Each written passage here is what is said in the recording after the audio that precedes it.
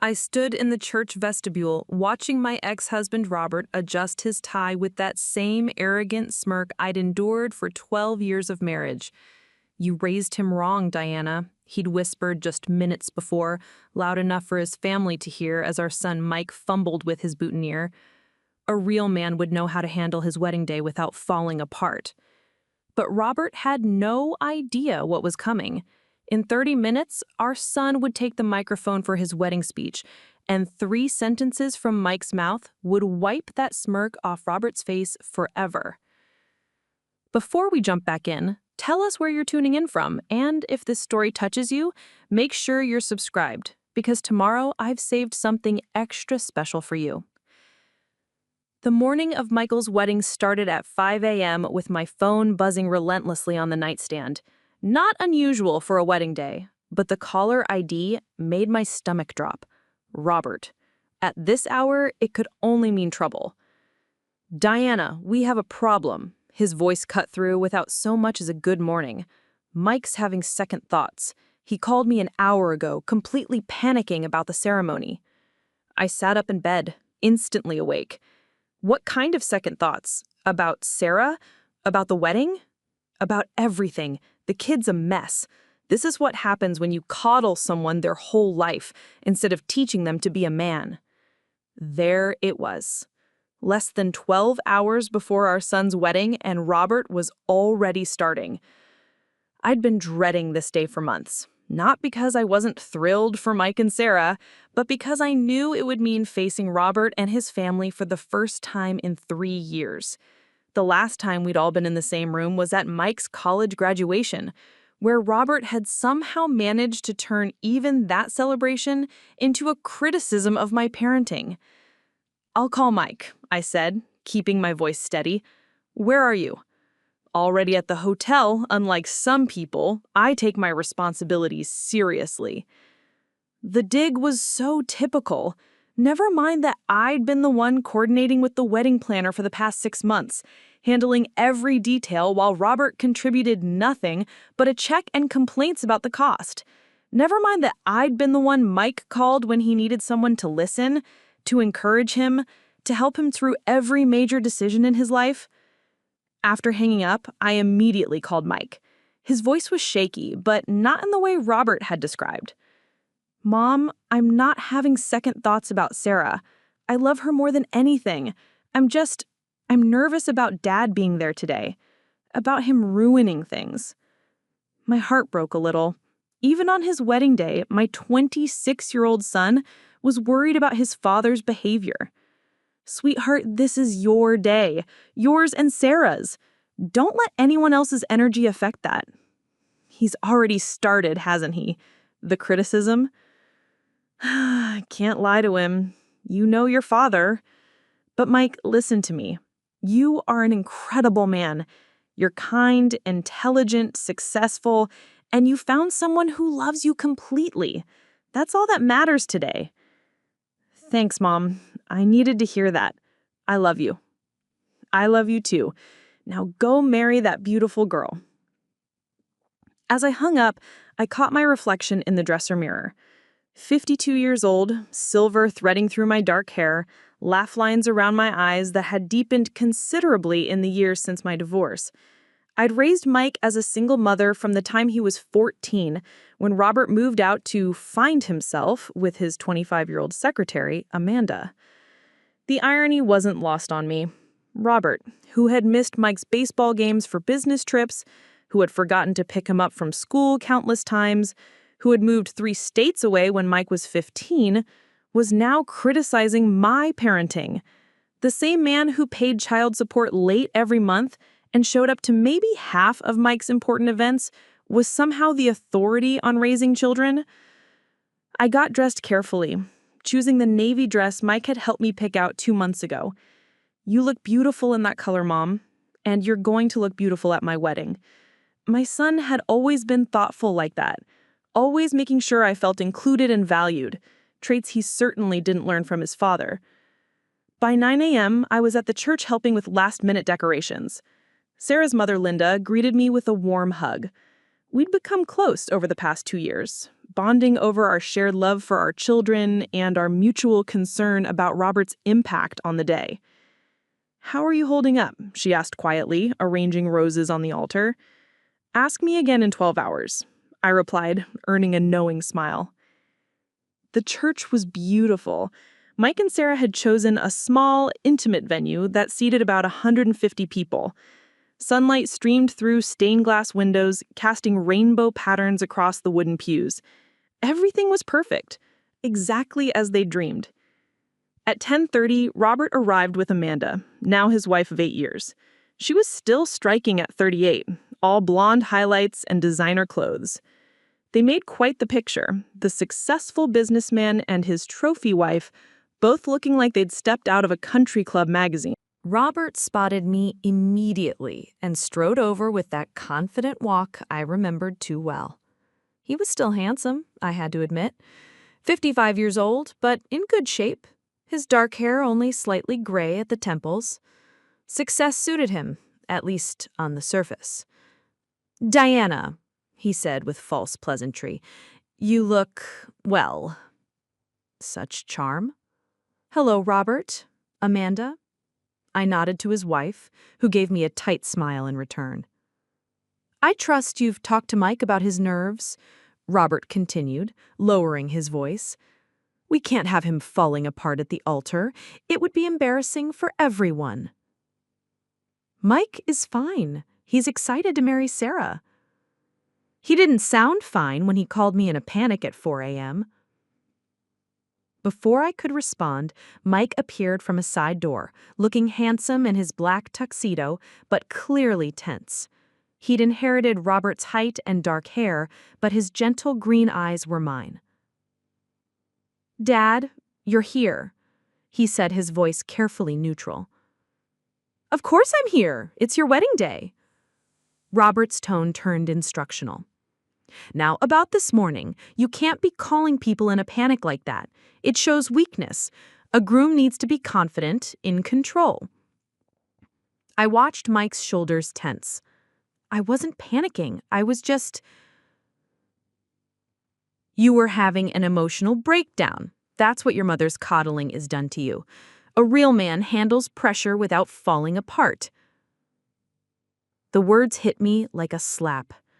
Here we were, in a church, on Mike's wedding day, and Robert was already attacking both of us.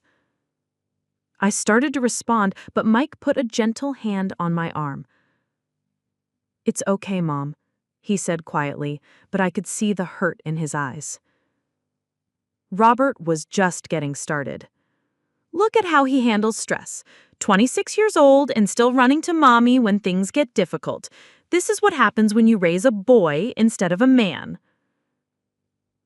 Amanda stepped closer to Robert, playing the supportive wife role she'd perfected over the years. "Robert's just concerned about Mike being ready for marriage. It's a big responsibility." The hypocrisy was staggering. Robert, who had abandoned his family responsibilities when Mike was a teenager, was now lecturing about maturity and strength. The same man who'd left his son crying in my arms the night he moved out was criticizing Mike for having emotions. "Mike is more than ready," I said firmly. "He's a wonderful man who's found the love of his life. That's what today's about." Robert's laugh was condescending. "Diana, you've always been too emotional about these things.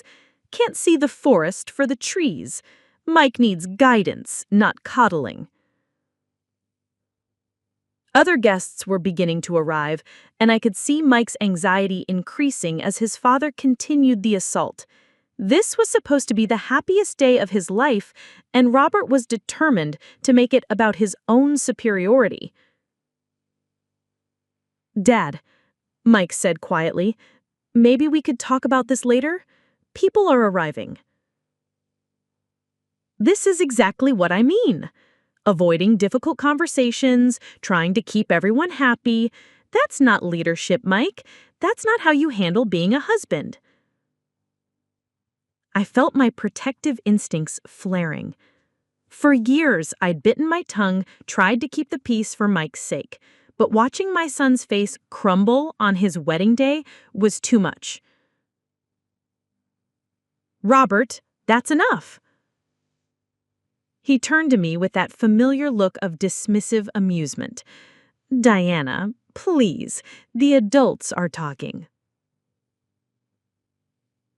And there it was, the same condescension, the same casual cruelty I'd endured throughout our marriage. But this time, it was directed at our son on the most important day of his life. As I looked at Mike, trying to hold himself together while his father systematically tore him down, I realized something had shifted inside me. I wasn't the same woman who'd accepted Robert's treatment for 12 years. The years since our divorce had changed me, strengthened me. But more importantly, I wasn't going to let him do to Mike what he'd done to me. Little did I know that in just a few hours, Mike would show us all exactly what kind of man he'd become. And Robert's cruel words would come back to haunt him in ways he never could have imagined. By 11:30 a.m., the church was filling with guests, and the atmosphere should have been joyful. Instead, it felt like walking through a minefield. Every conversation seemed strained, every interaction loaded with the potential for conflict. Robert had positioned himself near the entrance, playing the role of proud father while subtly undermining everyone around him. I watched from across the sanctuary as he greeted guests, his charm turned up to maximum volume. Diana did her best with Mike. I overheard him telling his brother Frank, "But you know how it is with single mothers. They can't teach a boy to be a man." Frank nodded knowingly, shooting me a glance that made my skin crawl. The Morrison family, Robert's parents and siblings, had arrived in force, dressed to impress and ready to judge. Patricia, Robert's mother, swept into the church like she owned it, her silver hair perfectly coiffed, her Chanel suit immaculate. She'd never forgiven me for trapping her precious son with an unplanned pregnancy 27 years ago, conveniently forgetting that Robert had been equally responsible.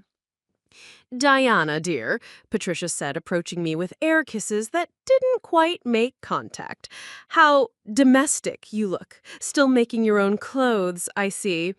The dress I wore cost $300 and looked beautiful, but Patricia had a talent for making anyone feel inadequate with just the tone of voice. "Hello, Patricia. You look well." "I am well, thank you, though I must say I'm concerned about Michael. Robert tells me he's having quite the emotional crisis. Perhaps pre-wedding counseling would have been wise." Before I could respond, Jennifer, Robert's sister, joined us. At 48, she'd inherited the family's sharp tongue and superiority complex. "Oh, Diana, there you are. We were just discussing Michael's fragile state. Robert's quite worried, you know. He thinks all those years of being coddled have left him unprepared for real responsibility."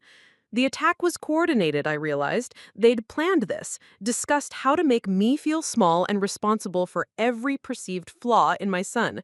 It was vintage Morrison family behavior, present a united front against the outsider, which I'd apparently remained even after 13 years of marriage and divorce. "Mike is perfectly prepared for marriage," I said firmly. "He and Sarah are wonderful together." "Oh, we're sure they are," Jennifer replied with false sweetness. "It's just that Sarah comes from such a stable background. Both parents still married, traditional values. It must be quite an adjustment for her dealing with all this family drama." The implication was clear. I was the source of family drama. My failed marriage, my single motherhood, my very existence was somehow a stain on this perfect wedding day. Across the room, I saw Sarah's family looking increasingly uncomfortable. Linda caught my eye and gave me an encouraging smile, but I could see the concern in her expression. The Hendersons were genuinely lovely people, warm, inclusive, supportive. They'd welcomed Mike into their family without reservation and had always been kind to me. Watching them witness the Morrison family's behavior was embarrassing. "Where is Michael anyway?" Patricia asked, looking around with disapproval. "Surely he should be greeting guests, taking charge of his own wedding." "He's getting ready in the groom's suite with his groomsmen, as is traditional." Hiding, more likely. Robert's voice cut through the conversation as he joined our little circle. I had to give him quite the pep talk this morning. The boy was falling apart. Amanda appeared at Robert's elbow, perfectly playing her role as the supportive second wife. Robert was so patient with him, she said, her voice dripping with false concern.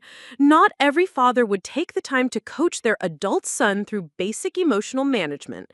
The hits kept coming, each one carefully aimed and perfectly delivered. I felt my chest tightening with familiar anxiety, the same feeling I'd had throughout my marriage, constantly defending myself and my choices against Robert's family's relentless criticism. But then I spotted Mike emerging from the side door, and everything else faded away. He looked magnificent in his tuxedo. His face lit up with genuine happiness as he scanned the room for Sarah. When he saw her parents, his smile grew even brighter, and he made his way over to them with confident strides. "There's our boy," Linda said, reaching up to straighten his boutonniere. "You look so handsome." "Thank you, Mrs. Henderson. Is Sarah ready? How is she doing?"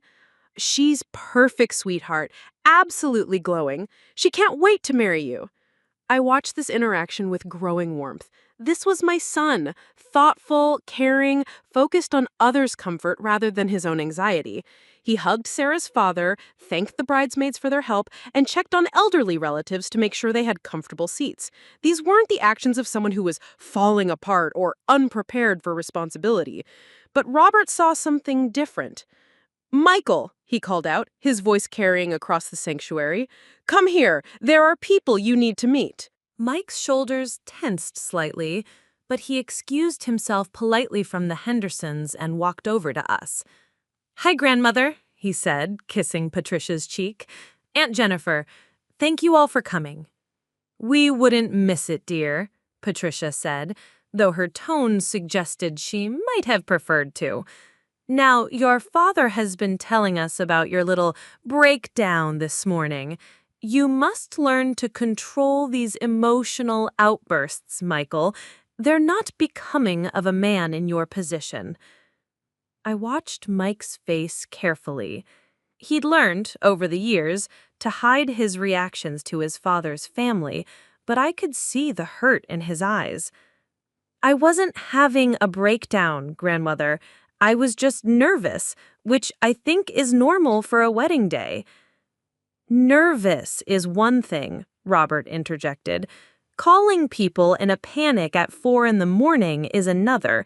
It shows poor emotional regulation. Amanda and I were just discussing how important it is for a husband to be the stable one in the relationship." Mike's jaw tightened, almost imperceptibly. "I'm perfectly stable, Dad, and Sarah and I support each other. That's how partnerships work." "Partnerships?" Jennifer laughed. "How very modern. In my day, husbands were leaders and wives were supporters. Perhaps that's part of the problem, all this equality nonsense Diana filled your head with." The blame was back on me, as always. Every perceived flaw in Mike was somehow my fault, the result of my modern parenting philosophy of treating him with respect and encouraging his emotional intelligence.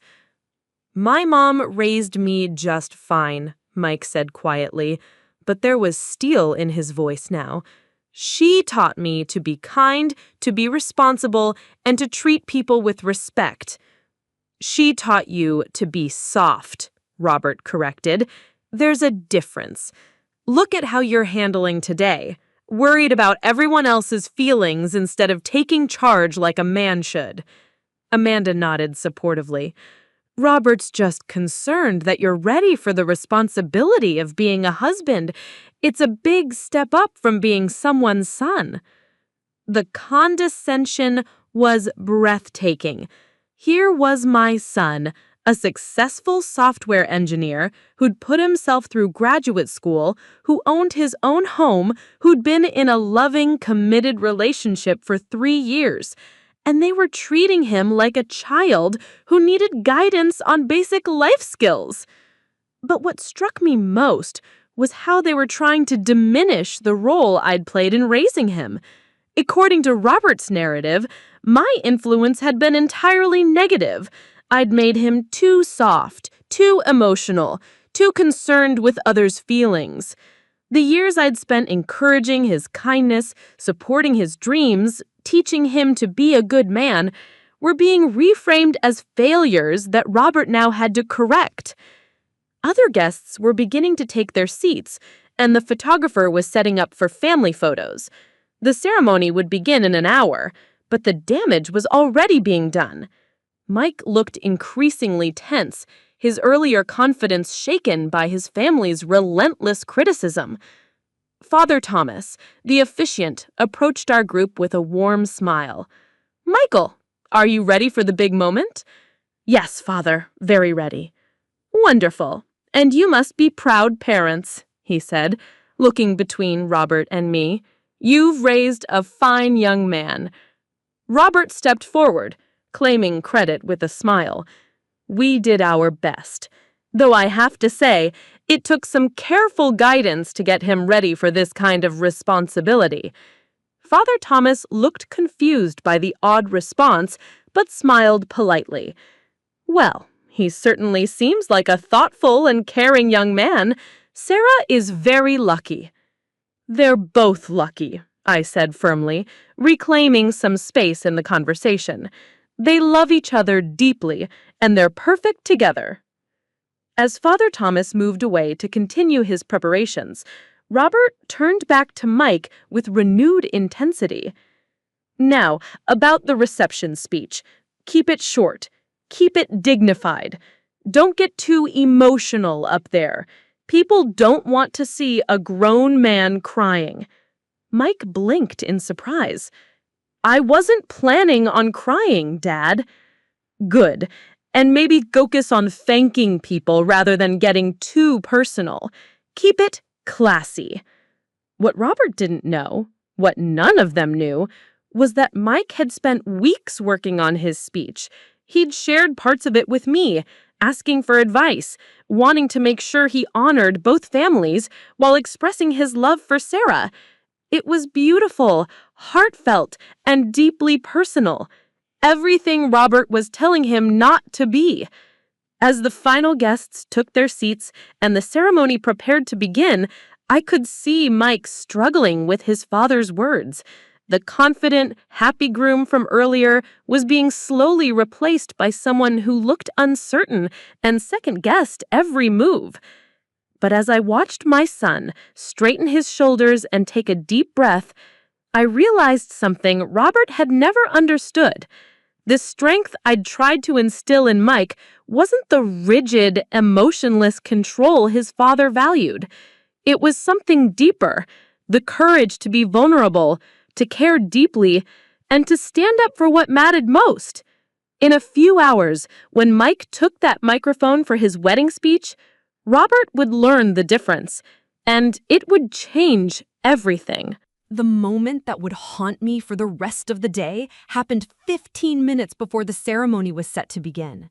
I was in the bride's preparation room, helping Sarah with her last-minute adjustment to her veil, when we heard raised voices coming from the hallway outside.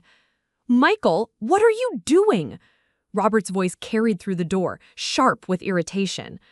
Sarah and I exchanged glances.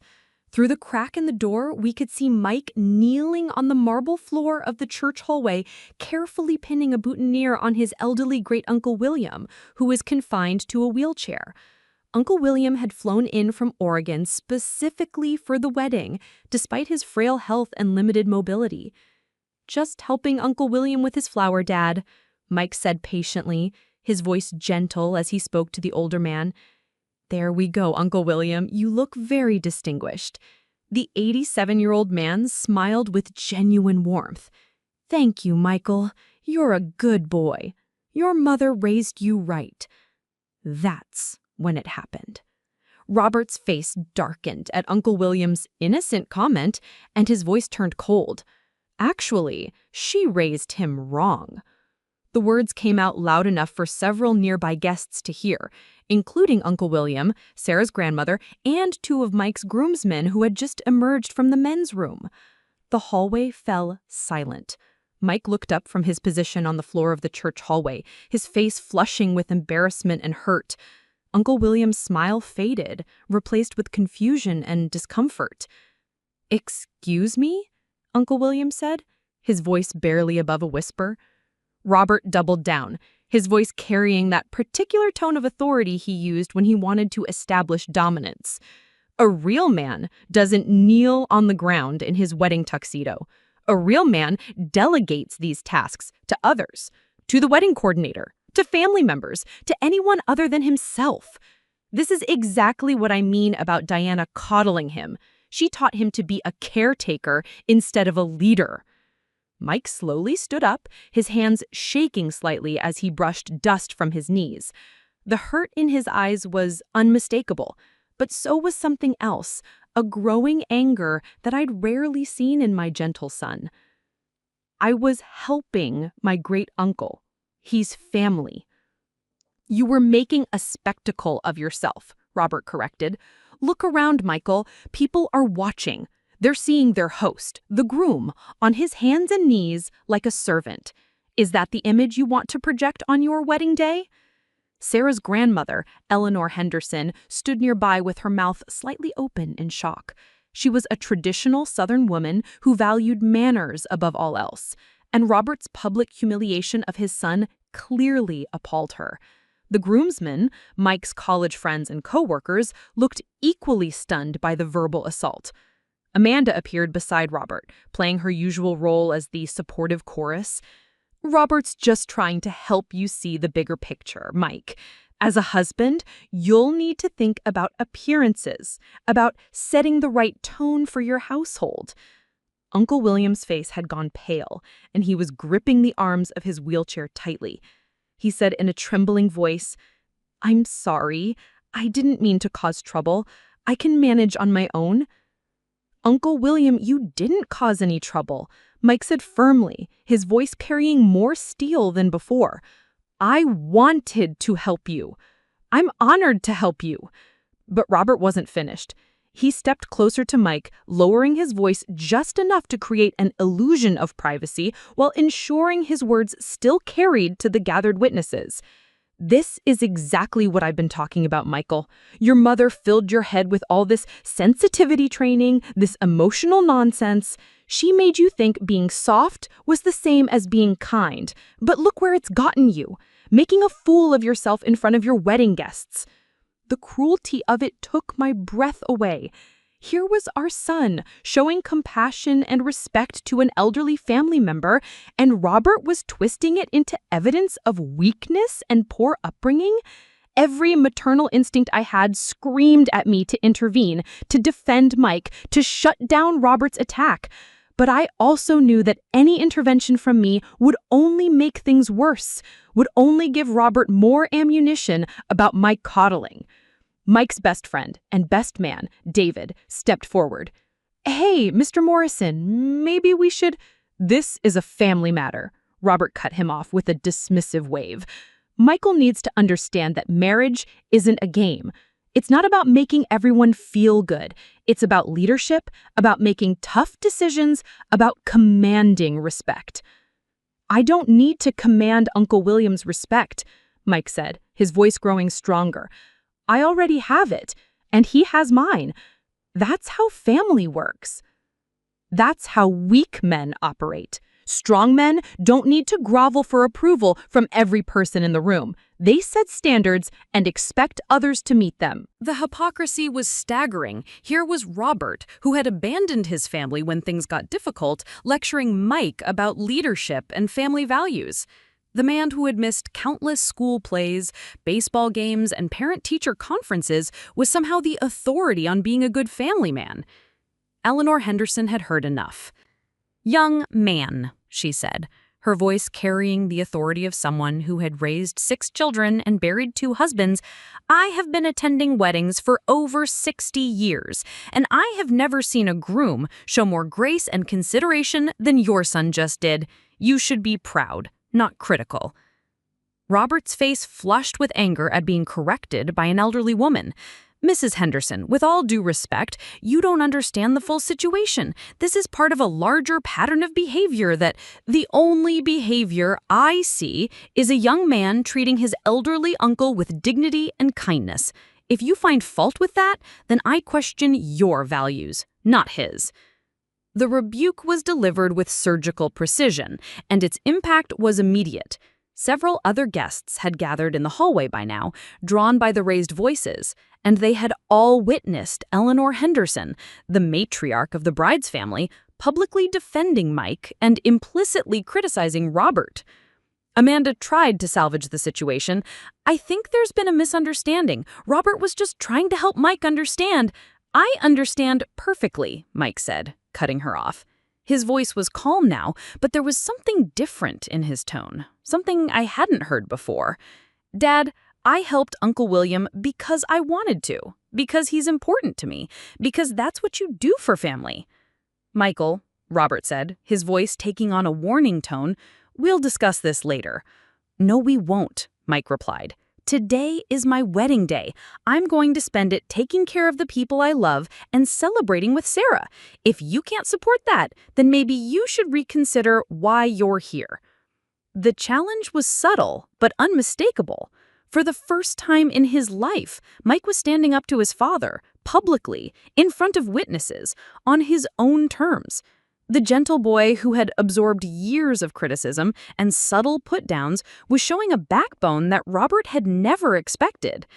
Robert's mouth opened and closed like a fish out of water. He was clearly searching for a response that would reestablish his dominance, but Mike had turned away and was already helping Uncle William adjust his position in the wheelchair. "Let me get you to your seat, Uncle William. The ceremony is about to begin, and I want to make sure you have the best view." As Mike wheeled his great-uncle toward the sanctuary, I caught a glimpse of his face. The hurt was still there, but it was mixed with something else now, a quiet determination that reminded me of the little boy who used to stand up to bullies on the playground. Robert stood in the hallway, his authority challenged and his narrative disrupted. Several other guests walked past him without making eye contact, clearly uncomfortable with what they'd witnessed. Amanda tugged at his arm, trying to get him to move along, but he remained frozen in place. That's when I realized that something fundamental had shifted.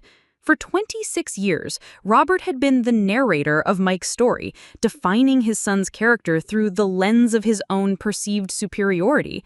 But in that moment, in front of witnesses who could judge for themselves, Mike had started writing his own story.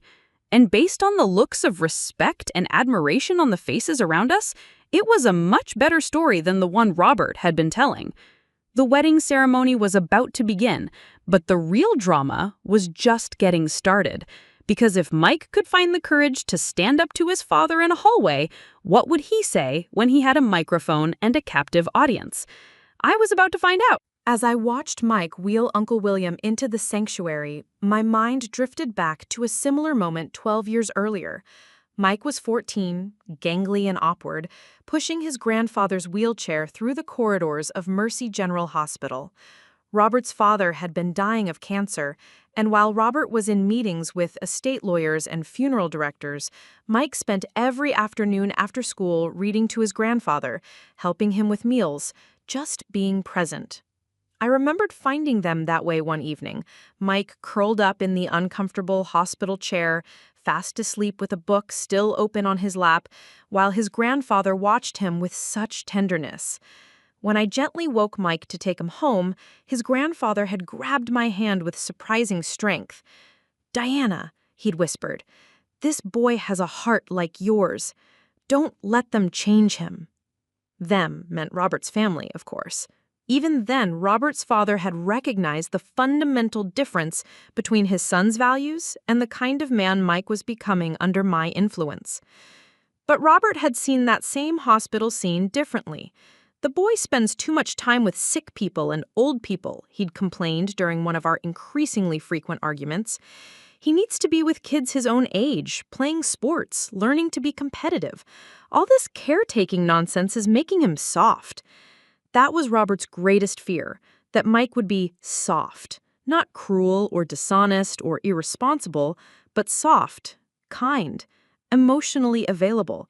everything Robert had trained himself not to be during his own childhood under Harold Morrison's iron fist. The irony was that Robert's own father had seen the value in Mike's gentleness even as he lay dying. But Robert couldn't see past his own insecurities and the toxic masculinity that had been drilled into him by generations of Morrison men who confused coldness with strength. I thought about the custody battles that had raged for 2 years after our divorce. Robert had fought for joint custody not because he wanted to spend more time with Mike, but because he couldn't stand the idea of me having complete influence over our son's development. His lawyer had painted a picture of me as an overprotective mother who was feminizing Mike, while Robert represented traditional masculine values and discipline. The judge, thankfully, had been more interested in Mike's well-being than Robert's theories about gender roles. When Mike was asked privately what he wanted, he'd been clear. He wanted to live primarily with me, with regular visits to his father. The judge had honored that request. But Robert never forgave either of us for what he saw as a rejection of his authority. Those early years as a single mother had been the hardest and most rewarding of my life.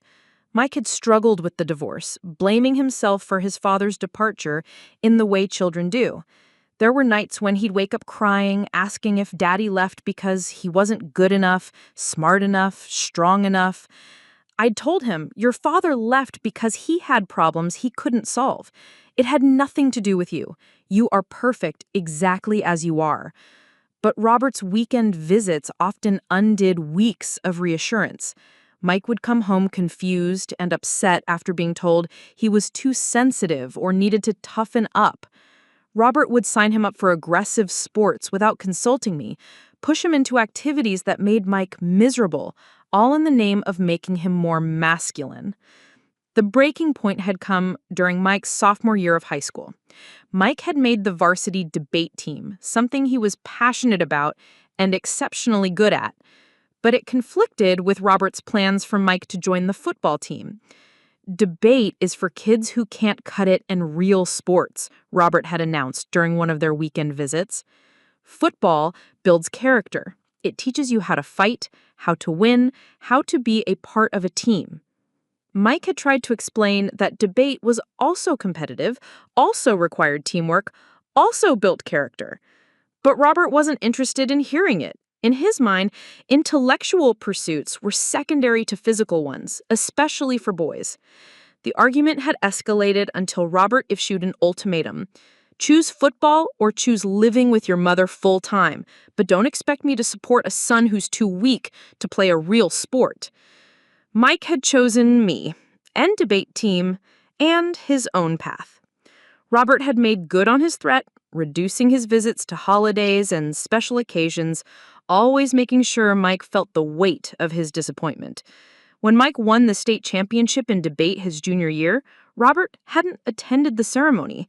When Mike graduated as salutatorian, Robert had complained that he should have been valedictorian if he'd focused more on studies and less on frivolous activities.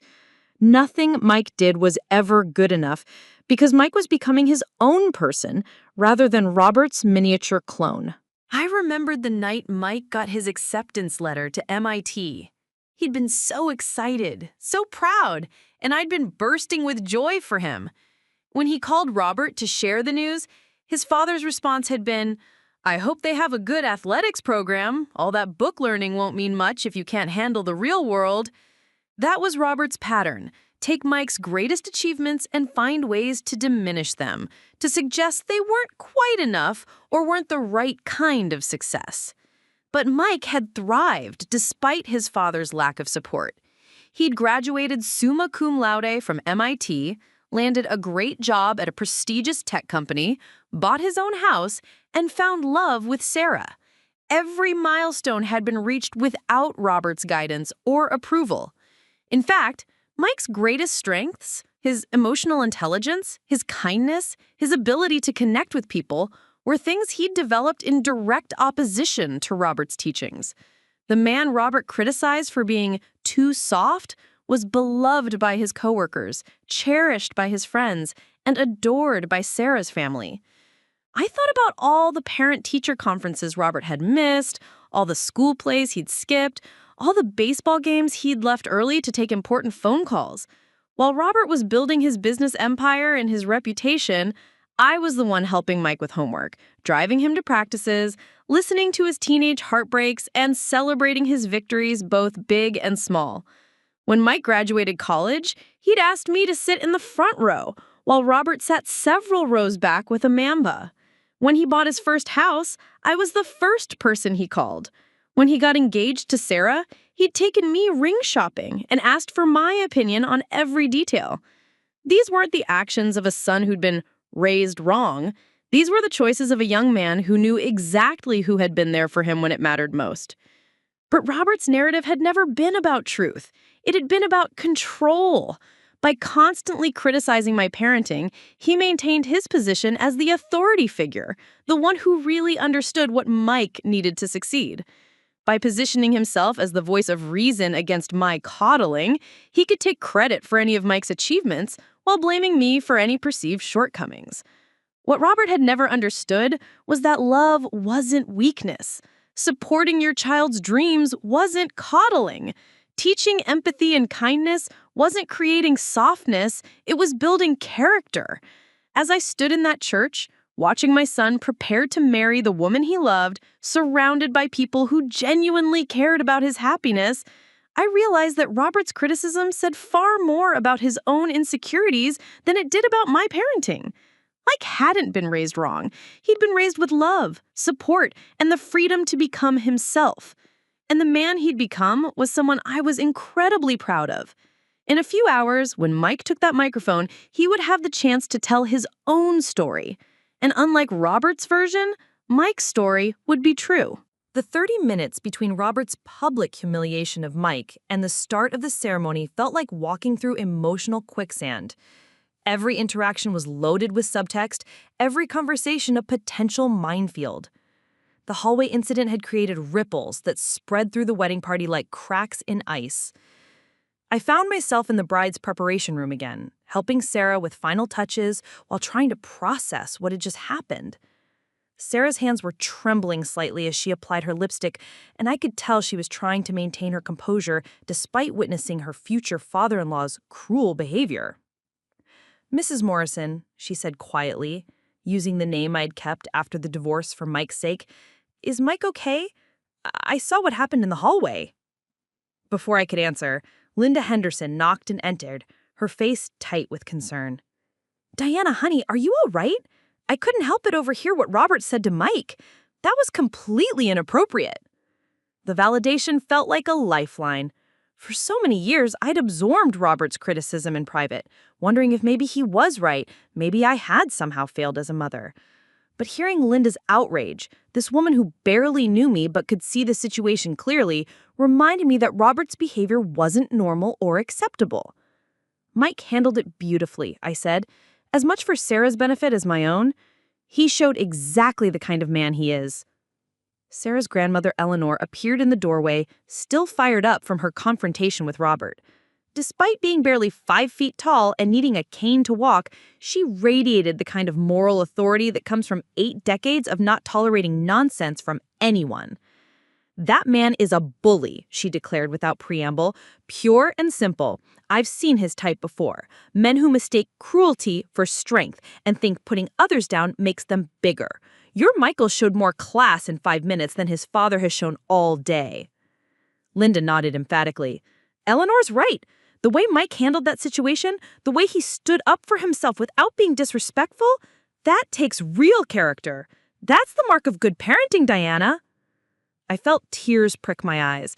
After years of Robert's gaslighting, of being told I was too soft, too protective, too permissive, hearing these strong, successful women validate my choices felt like coming up for air after nearly drowning. Sarah reached over and squeezed my hand. She said softly, "Mike talks about you all the time, about how you supported him through school, how you believed in him when he wanted to switch majors, how you drove 8 hours to watch him compete in debate tournaments. He says you're the strongest person he knows." Meanwhile, across the church, I could only imagine what was happening in the groom's preparation room. Through the thin walls, we could hear muffled voices. Robert's loud and insistent, Mike's quieter but increasingly firm.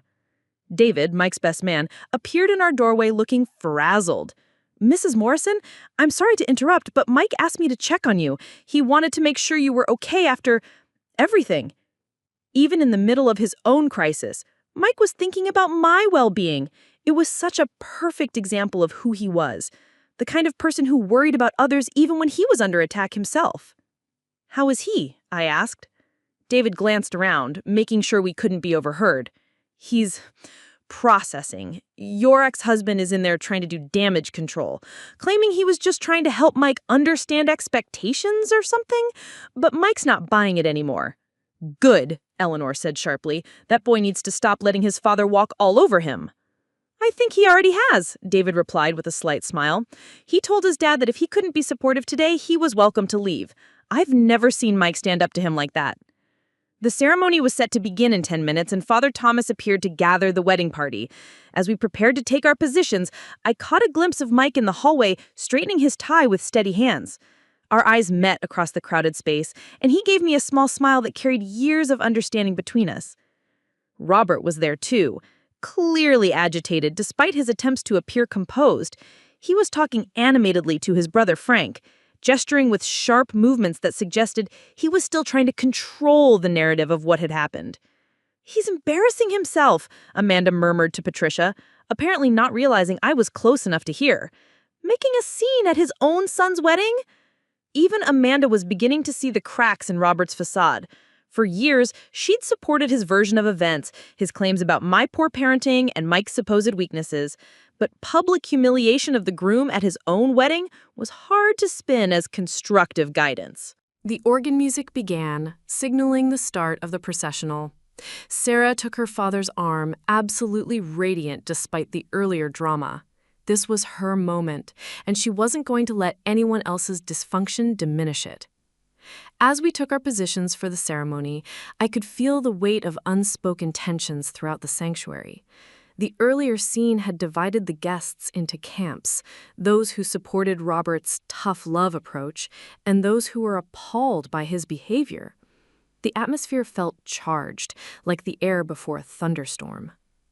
Robert stood at the front of the church in his designated spot as father of the groom, playing his role perfectly for the cameras and the crowd. But I could see the strain in his smile, the way his jaw clenched when he thought no one was looking. Mike, standing at the altar waiting for his bride, looked remarkably calm given everything that had happened. But there was something different about his posture, something more settled and confident. The young man who had absorbed his father's criticism for 26 years was gone, replaced by someone who knew his own worth. As Sarah began her walk down the aisle, I thought about all the weddings I'd attended over the years, all the father of the groom's speeches I'd heard. They were usually predictable affairs. Jokes about the groom's childhood, advice about marriage, expressions of pride and love. But something told me that when Mike took the microphone later at the reception, his speech would be anything but predictable. The events of this morning had changed something fundamental in their relationship. Robert had finally pushed too hard, criticized too publicly, and underestimated his son's breaking point. The ceremony was beautiful. Sarah and Mike exchanged vows with such genuine love and joy that even the earlier drama seemed to fade into the background. When Father Thomas pronounced them husband and wife, their kiss was met with thunderous applause and not a dry eye in the house. But as we moved toward the reception, I knew the real drama was yet to come. Because somewhere in Mike's heart, 26 years of hurt and resentment were crystallizing into something that would soon demand expression. And when that moment came, Robert's world would never be the same.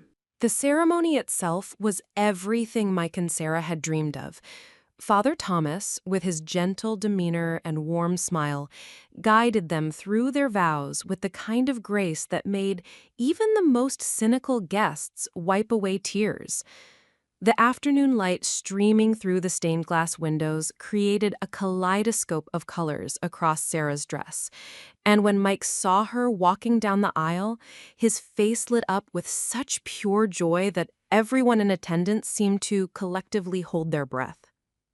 "Dearly beloved," Father Thomas began, his voice carrying easily through the small sanctuary, "we are gathered here today to witness the union of Michael Morrison and Sarah Elizabeth Henderson in holy matrimony." From my seat in the second row, I watched Mike's profile as he gazed at Sarah. Gone was any trace of the uncertainty and hurt from earlier. In this moment, facing the woman he loved, he looked completely at peace. Robert's criticism, his family's judgment, none of it mattered now. This was Mike's moment to claim his own happiness. Robert sat in the front row across the aisle, playing his part as the proud father perfectly. To anyone who hadn't witnessed the earlier scene, he looked like exactly what he was supposed to be, the successful businessman supporting his son on the most important day of his life. He dabbed at his eyes during the vows, smiled warmly at the right moments, and even nodded approvingly when Mike's voice cracked slightly as he promised to love Sarah through whatever challenges life brings us. But I could see the tension in Robert's shoulders, the way his jaw tightened whenever Mike spoke with particular emotion. Even now, even during his son's wedding vows, Robert seemed uncomfortable with displays of genuine feeling. Sarah's vows were beautiful and heartfelt, speaking about Mike's kindness, his loyalty, and his ability to make her laugh even on her worst days. "You see the best in everyone," she said, her voice steady despite her tears. "And you've taught me that strength isn't about being tough. It's about being brave enough to care deeply about the people you love." Preparing and narrating the story took us a lot of time, so if you are enjoying it, subscribe to our channel. It means a lot to us. Now back to the story. The words hit like a lightning bolt. Here was Sarah, unknowingly, contradicting everything Robert had spent years telling Mike about strength and masculinity. In her definition, Mike's sensitivity wasn't a weakness, it was courage. His emotional availability wasn't softness, it was bravery. I glanced across the aisle and saw Robert shift uncomfortably in his seat. Amanda placed a steadying hand on his arm, but he shrugged it off slightly, his discomfort obvious to anyone paying attention. When Father Thomas asked if anyone objected to the union, the silence was complete except for the soft sound of Sarah's grandmother sniffling emotionally. No one would dare interrupt this moment, though I couldn't help but wonder if Robert was biting his tongue to keep from offering unsolicited advice about marriage and responsibility. The ring exchange was particularly moving. Mike's hands were steady now, his voice clear and strong as he repeated the traditional words. "With this ring I thee wed and pledge my faithful love." But then he departed from the script slightly, adding in a voice just loud enough for the first few rows to hear. "Thank you for loving all of me, especially the parts other people said were wrong." It was a subtle reference to the earlier confrontation, but unmistakable to those who had witnessed it. Sarah's eyes filled with fresh tears, and she squeezed his hands tightly, understanding exactly what he meant. Robert's face went rigid. Even Amanda looked uncomfortable, realizing that Mike was publicly referencing his father's criticism on his wedding day. Several guests shifted in their seats, sensing undercurrents they didn't fully understand, but recognizing the emotional weight of Mike's words. When Father Thomas pronounced them husband and wife, Mike and Sarah's kiss was met with enthusiastic applause, but I noticed Robert's clapping was more restrained than everyone else's. Even in this moment of celebration, he seemed unable to fully embrace his son's happiness. As the recessional began and the new couple walked back down the aisle, radiant with joy, I caught Mike's eye. He gave me a look that was part gratitude, part determination, and part something else I couldn't quite identify, but it made my heart race with anticipation and just a touch of nervousness. The receiving line outside the church was a study of contrasts. Sarah's family members embraced Mike with genuine warmth, telling him how lucky Sarah was to have him, how perfect they were together, how excited they were to welcome him to the family.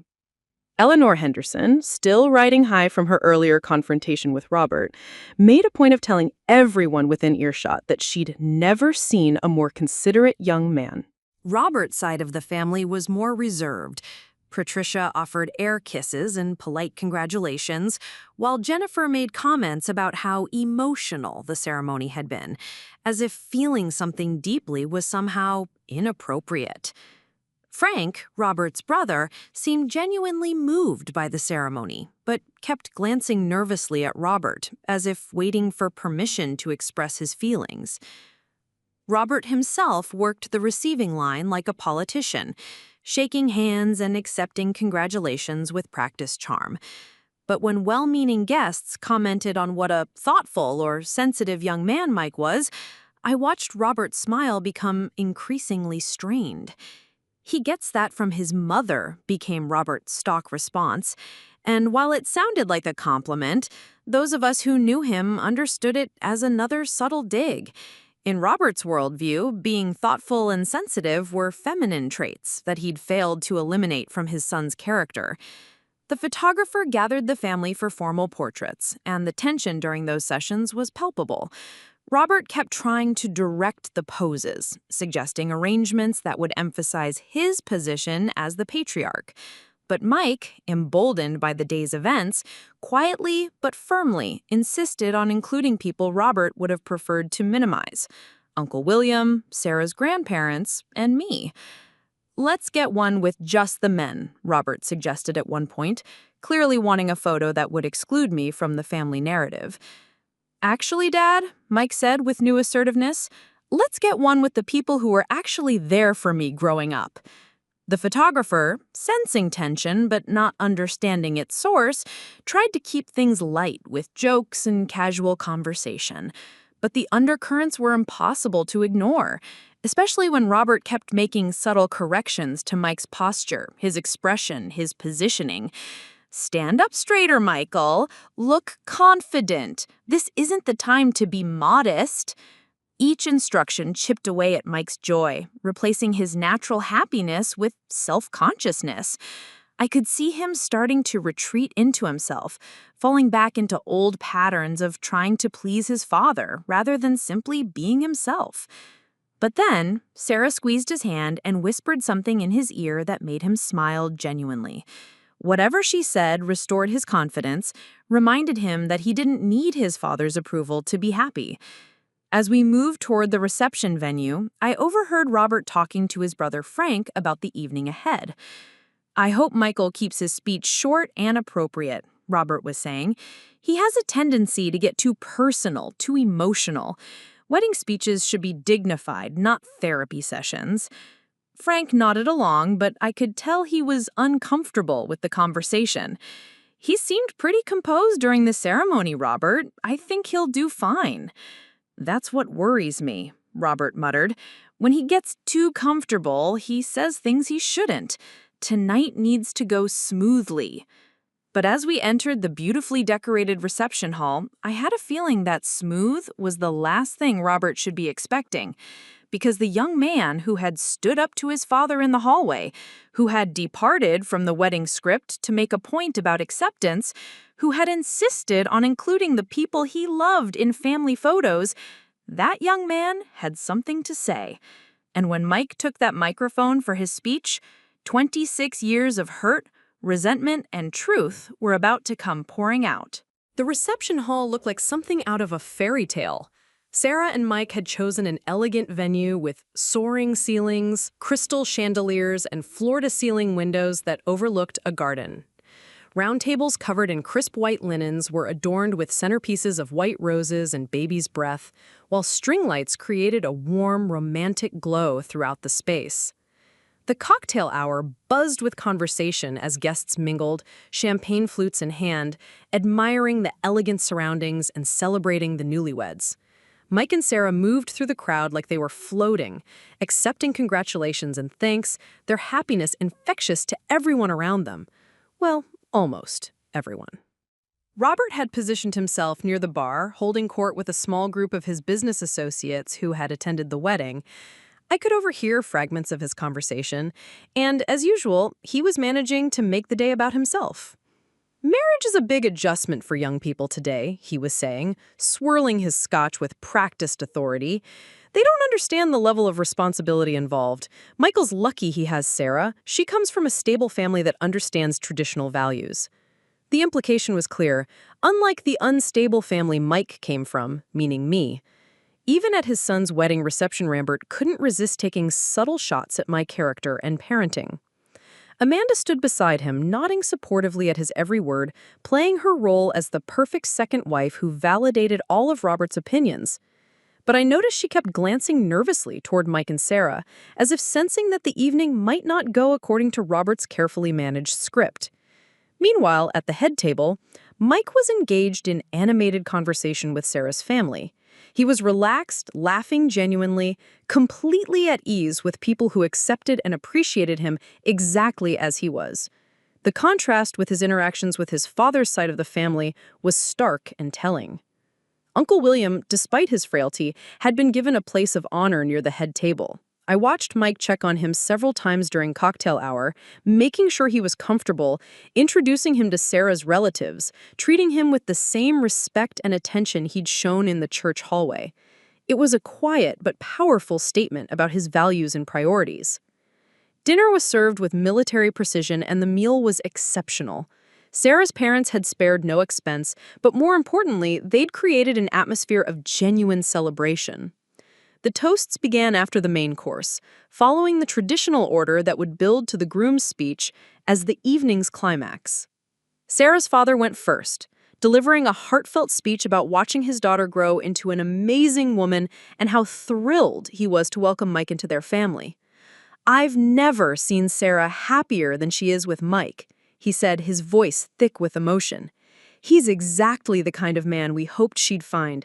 Kind, intelligent, and completely devoted to her happiness." Sarah's best friend followed with funny stories about their college years and how Sarah had known from their first date that Mike was the one. The maid of honor speech was sweet and touching, full of inside jokes and genuine affection for both bride and groom. Then it was Robert's turn. He stood with the confidence of a man who had given hundreds of presentations to boardrooms full of executives. His speech was polished, appropriate, and utterly devoid of genuine emotion. He talked about the institution of marriage and the responsibilities of adulthood and the importance of making wise choices. He thanked Sarah's family for raising such a lovely daughter and expressed his confidence that Mike and Sarah would build a successful life together. It was everything a father of the groom speech was supposed to be, and it was completely impersonal. Robert managed to speak for 5 minutes about his son's wedding without revealing a single genuine feeling about Mike as a person. He could have been talking about any groom at any wedding. The applause was polite but lukewarm. Several guests looked puzzled by the formal, distant tone of the speech, especially after the warmth and intimacy of the previous toasts. Sarah's family exchanged subtle glances, clearly noting the difference between their emotional investment in the celebration and Robert's clinical detachment. But the most telling reaction was Mike's. As his father spoke, I watched my son's face go through a series of subtle changes. Initially, he looked hopeful, as if part of him was still expecting his father to finally say something meaningful, something loving, something that acknowledged who Mike really was as a person. As the speech continued with its generic platitudes and business-speak metaphors, that hope faded, replaced by a familiar look of resigned disappointment. Mike had spent 26 years waiting for his father to see him, to acknowledge his worth, to express genuine pride in the man he'd become. And even on his wedding day, Robert couldn't deliver. When Robert concluded with, "Here's to Michael and Sarah," and raised his glass, the toast felt more like a dismissal than a celebration. Robert sat down with the satisfied expression of someone who had fulfilled an obligation competently, completely unaware that he had just delivered one of the most emotionally barren wedding toasts in history.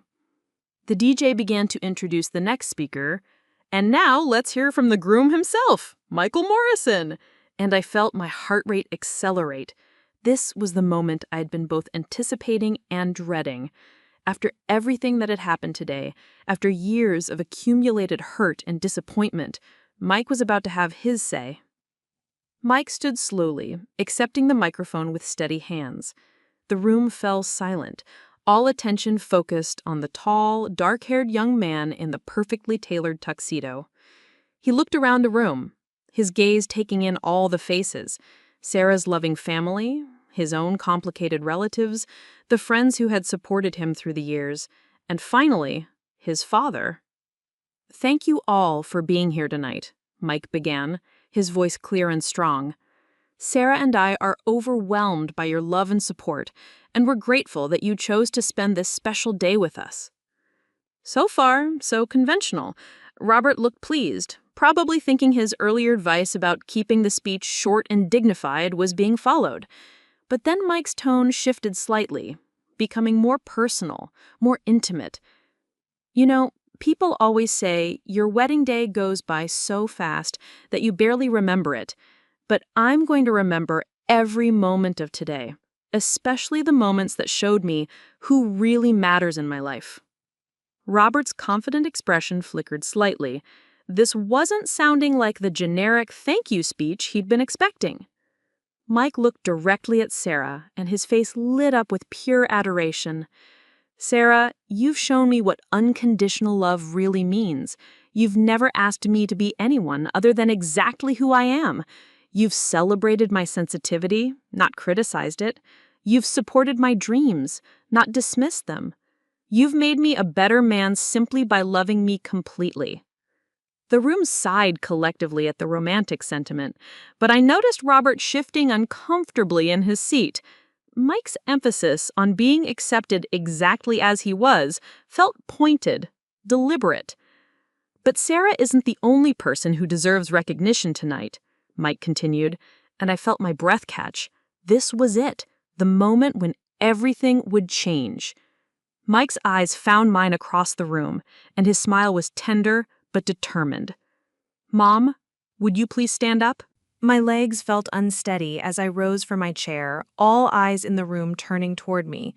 I could feel the weight of everyone's attention, but Mike's encouraging nod gave me strength. Across the room, Robert's face had gone pale, and I could see him gripping his champagne flute so tightly his knuckles were white. 26 years ago, Mike continued, his voice carrying clearly through the silent room, my mom became a single parent. Not by choice, but because sometimes life forces you to choose between what's comfortable and what's right. The room was absolutely still. Even the waitstaff had stopped moving, sensing they were witnessing something significant. Sarah reached over and squeezed Mike's free hand, her eyes bright with unshed tears as she realized what her new husband was about to do. "I want everyone here to understand what that meant," Mike said, looking directly at his father now. "It meant working 2 jobs while finishing her degree.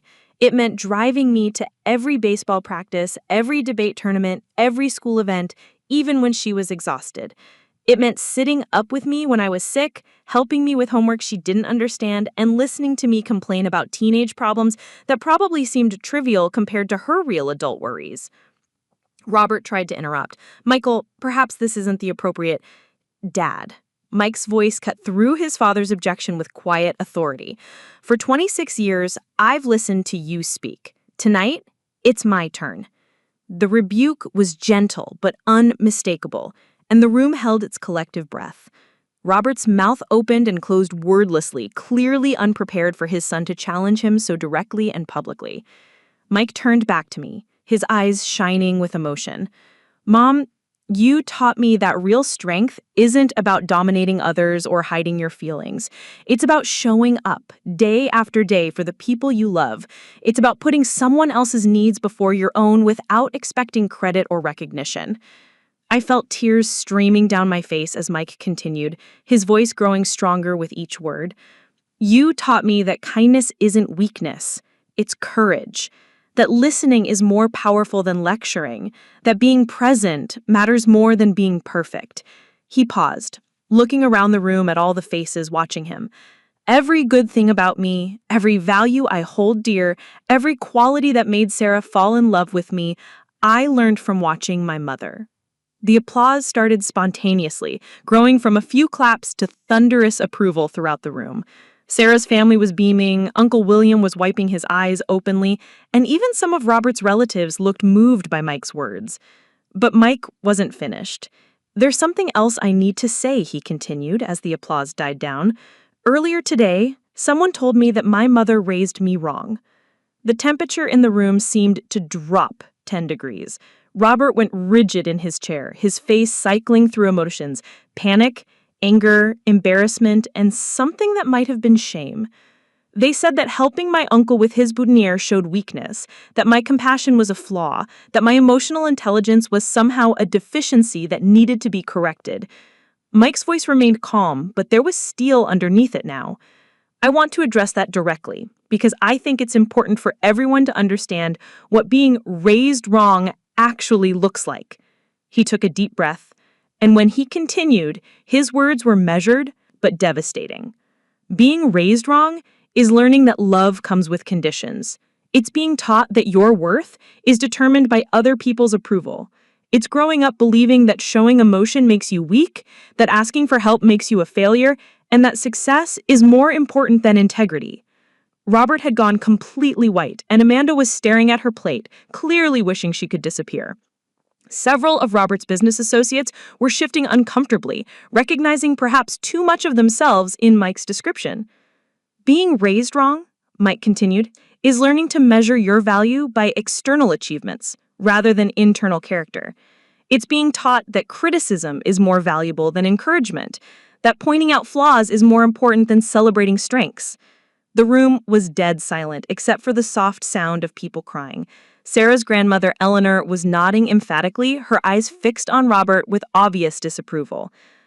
"But most importantly," Mike said, his voice softening as he looked at me again, "being raised wrong is missing out on the incredible experience of being unconditionally loved and supported by someone who believes in you, even when you don't believe in yourself." He raised his champagne glass and his smile was radiant. "Mom, you didn't raise me wrong. You raised me right.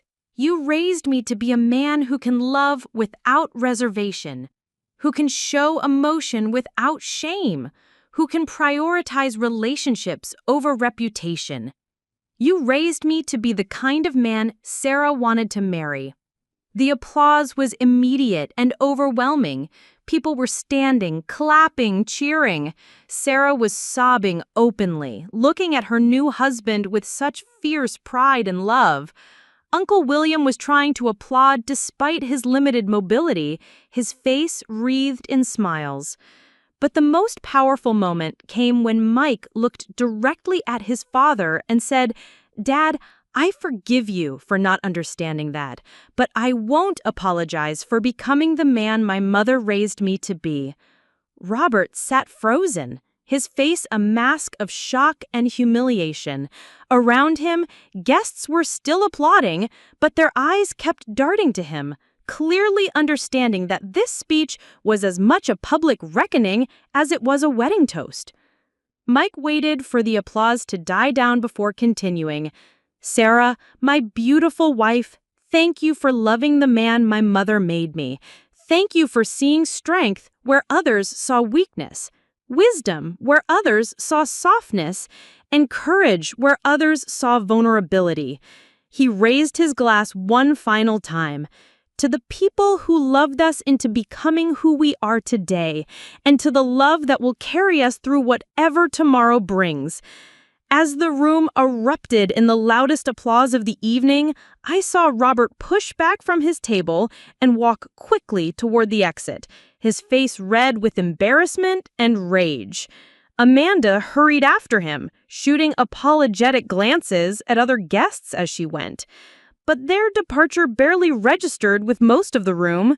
People were too busy wiping their eyes, embracing each other, and marveling at what they had just witnessed: a young man claiming his own narrative after years of having it written for him by someone else.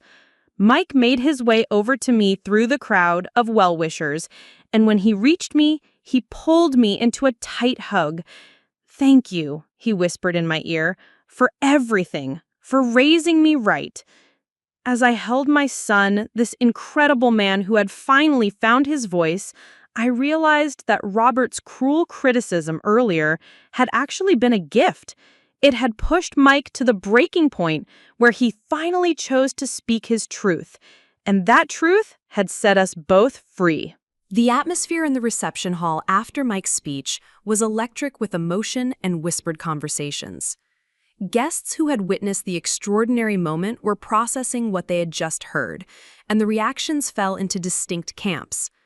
Sarah's family and friends were openly moved, many still wiping tears from their eyes as they approached Mike and me with words of support and admiration.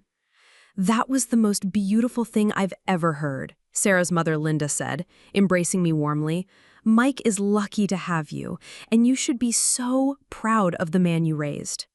Eleanor Henderson, Sarah's formidable grandmother, made her way over with the help of her cane, her eyes still bright with the fire that had sparked during her earlier confrontation with Robert. "That boy of yours has more backbone than I gave him credit for," she said approvingly, "and more class than his father ever will."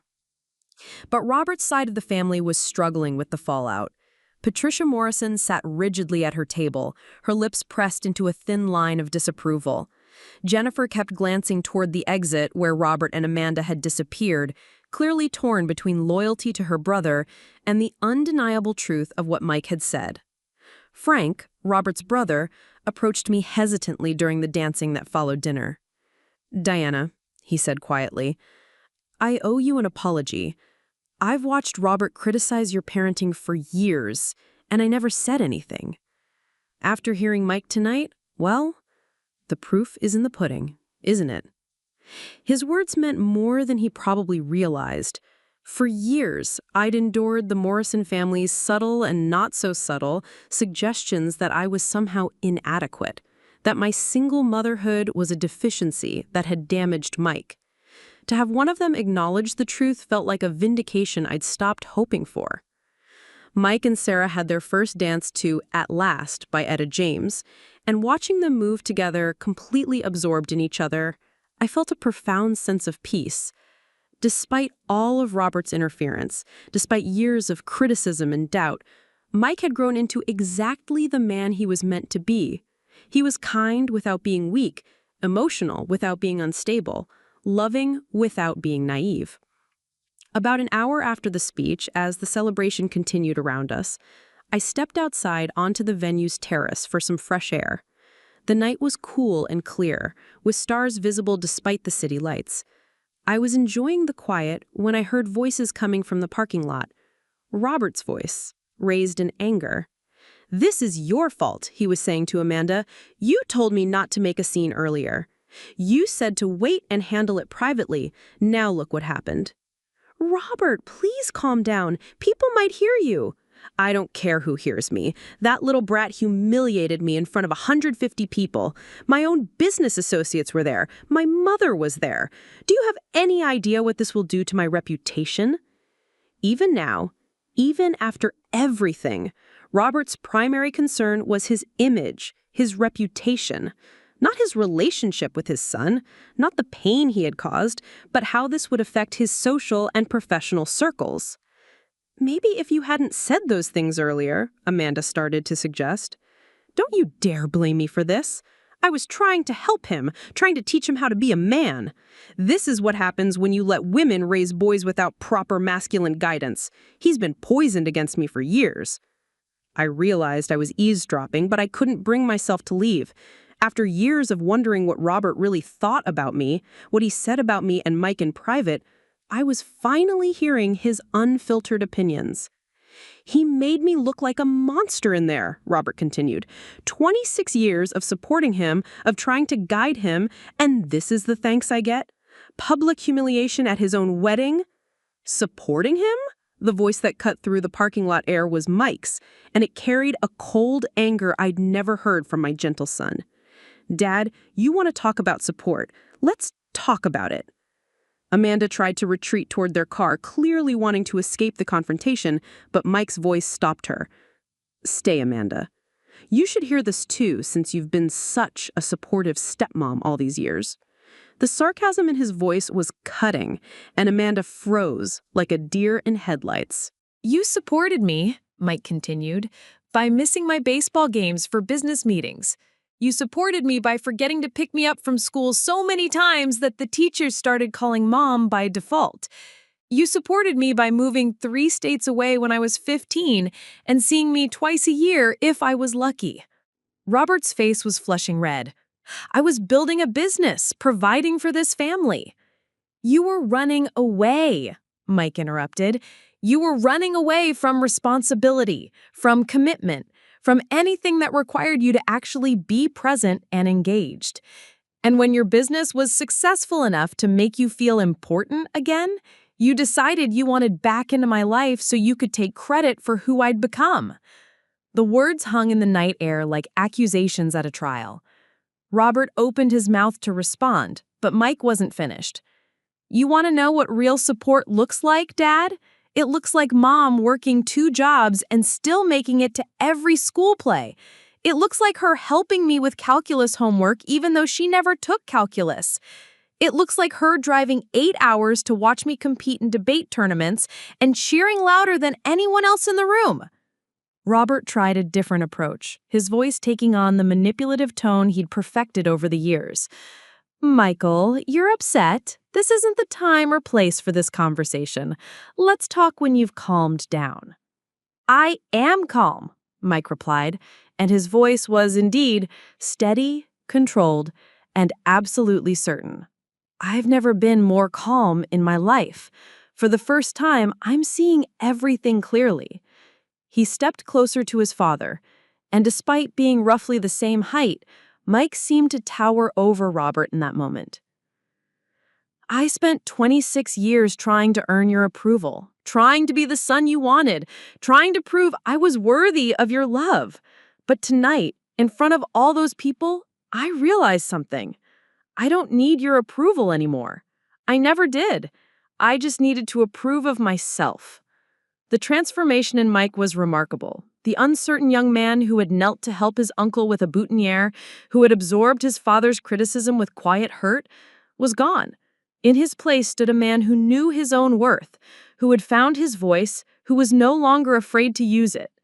So, here's what's going to happen, Mike said with quiet authority. You're going to get in your car and leave. Sarah and I are going to finish celebrating our wedding with the people who actually love and support us. And from now on, if you want a relationship with me, it's going to be on my terms, not yours. Robert's mouth opened and closed several times, but no words came out. For perhaps the first time in his adult life, he was completely speechless, completely outmaneuvered by someone he had always considered inferior. Mike turned and walked back toward the venue, then paused at the doorway. Oh, and Dad, thanks for the lesson today. You taught me exactly what kind of father I never want to be. The door closed behind him with finality, leaving Robert and Amanda alone in the parking lot with the wreckage of a relationship that had been built on control rather than love. When I returned to the reception hall, Mike was already back on the dance floor with Sarah, spinning her around to an upbeat song while she laughed with pure joy. Looking at them, you would never know that just minutes before, he had delivered the most devastating takedown I'd ever witnessed. He had found his strength, used it decisively, and then immediately returned to celebrating the love and happiness that truly mattered to him. The party continued until well past midnight, but the energy had shifted after Mike's speech.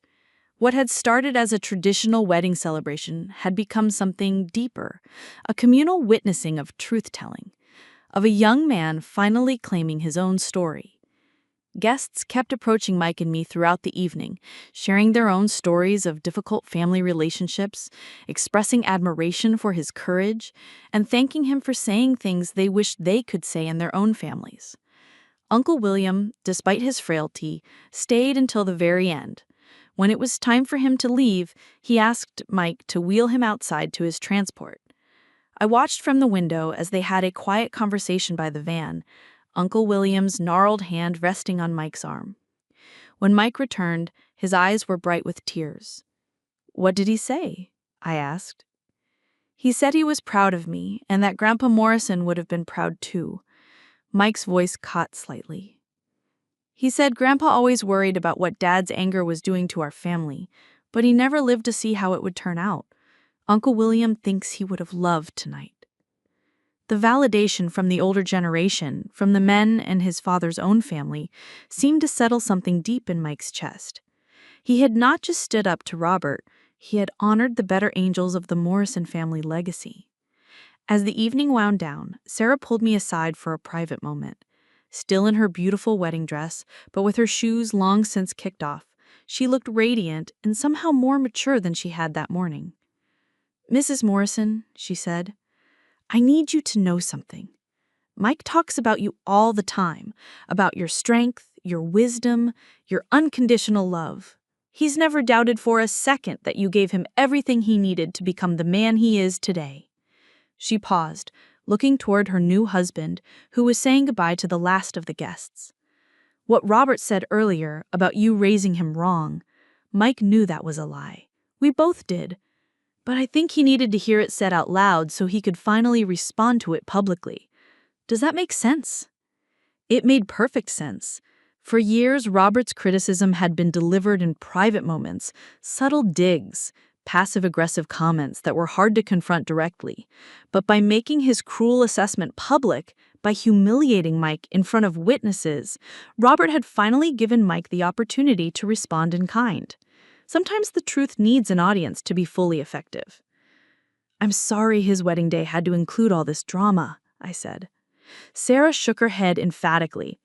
"Are you kidding? This was the best wedding gift he could have given himself and me. I married a man who knows how to stand up for the people he loves, who isn't afraid to speak his truth, who values character over comfort. That speech tonight, that was Mike claiming his power. It was beautiful." 3 days later, Mike and Sarah left for their honeymoon in Italy, and I received a call from Patricia Morrison, Robert's mother. Had never called me directly before. All communication had always gone through Robert or been handled at family events. Her voice was stiff and formal, but I could hear something different underneath. "Diana, I wanted to speak with you about the wedding." I braced myself for criticism, for blame, for another attempt to make me responsible for the family drama. "I owe you an apology," she said instead, and the words were so unexpected I nearly dropped the phone. "I've spent years believing Robert's version of events, his explanations about why your marriage failed, his assessments of your parenting, but after hearing Michael speak on Saturday night, after seeing the man he's become..." She trailed off, and when she continued, her voice was smaller, more vulnerable than I'd ever heard her. "I failed my son, Diana. I raised him to believe that emotions were weaknesses, that control was more important than connection, that being right mattered more than being loving. And in doing so, I nearly cost him his relationship with his own child." The conversation lasted over an hour. Patricia told me about Robert's childhood, about the pressure Harold had put on him to be perfect, unemotional, successful at any cost. She talked about her own regrets, about the ways she had enabled Robert's worst tendencies, rather than challenging them. "I don't expect forgiveness," she said before we hung up. "But I wanted you to know that you did something I couldn't do. You raised that boy to be a good man despite all of our interference. Michael's speech wasn't just a tribute to you, it was proof that love really can triumph over dysfunction." 2 weeks after the wedding, I received a letter from Robert. Not a call, not a text, but an actual handwritten letter delivered by mail. His handwriting was the same as I remembered from our marriage. Precise, controlled, economical with space. "Diana," it began. "I have had time to reflect on the events at Michael's wedding, and I believe some clarification is necessary." Even in apology, Robert couldn't help himself. It wasn't an acknowledgement of wrongdoing, it was a clarification. But I read on. "I realize my comments may have been misinterpreted as criticism of your parenting. That was not my intention. You have clearly done an admirable job raising Michael, as evidenced by his success and his character. It wasn't much, but from Robert, it was everything. An admission that I had done well, that Mike's character was evidence of good parenting, that perhaps his criticism had been unfounded.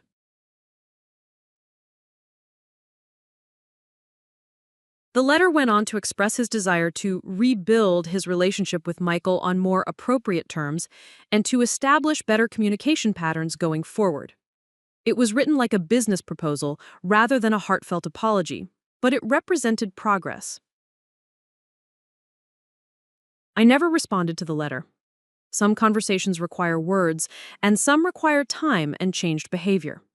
If Robert truly wanted to repair his relationship with Mike, he would have to do it through actions, not explanations.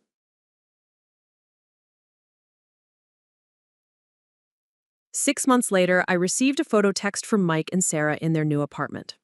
They were hosting their first Thanksgiving dinner, and the image showed their small dining table surrounded by friends, Sarah's parents, Uncle William, who had recovered remarkably well from his health scare, and several other people whose faces I didn't recognize, but who were clearly chosen family. The caption read, "Grateful for the people who love us exactly as we are."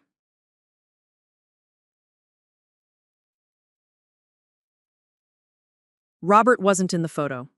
According to Mike, his father had called and asked to join them, but when Mike explained that it would be a casual, emotional gathering where people shared what they were thankful for, Robert had declined. "Maybe next year," he had said, "when you're hosting something more appropriate."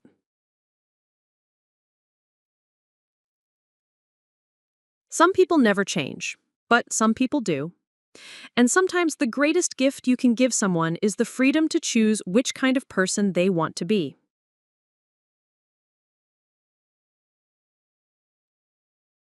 Mike had made his choice that night at his wedding. He chose truth over peace, authenticity over approval, love over fear. And in doing so, he had freed both of us from a story that was never really ours to begin with.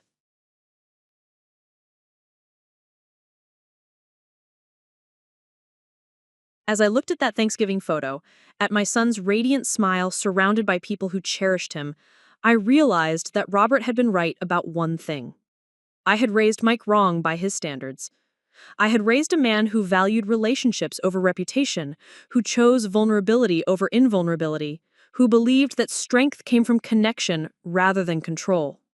And I had never been prouder of being wrong. Up next, you've got 2 more standout stories right on your screen. If this one hit the mark, you won't want to pass these up. Just click and check them out. And don't forget to subscribe and turn on the notification bell so you don't miss any upload from us.